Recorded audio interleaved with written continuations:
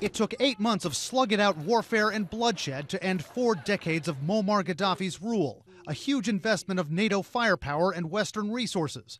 In the first major signal of what direction the post-Gadhafi government may take, transitional leader Mustafa Abdul Jalil laid down what would be the basis of Libya's new constitution. As a Muslim country, we have adopted the Islamic Sharia as the main source of law. A few Muslim states, like Iran and Saudi Arabia, interpret Sharia law to include punishments such as cutting off the hands of thieves, beheading convicted murderers and rapists, stoning to death adulterers.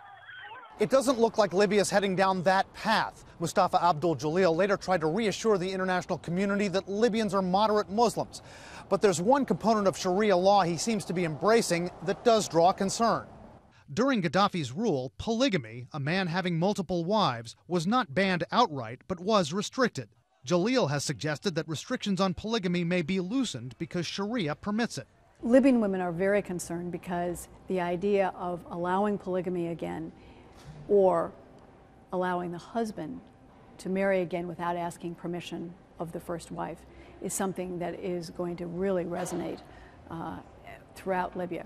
I pressed Libya's ambassador to the U.S. Some are concerned that the new laws might make it easier for men to engage in polygamy and therefore women may not have the rights that maybe they should have. And look, the polygamy is always there. But the practice of polygamy is not as it used to be hundreds of years ago. And the women organization, the women association is also very strong now. There is no restriction against Libyan women to do anything now in Libya. But with Islamic principles and parties playing a new, stronger role in Libya, in Tunisia's elections this week, and in Egypt's upcoming elections, there are new questions being raised about the revolutions in the Middle East. Does this mean the Arab Spring is blowing up in the faces of people in the West and those who invested in it? Islam is clearly going to play a much stronger role across the region, whether it's in Tunisia, Libya, Egypt, and beyond. But that doesn't necessarily mean they're going to be rigid Islamic regimes.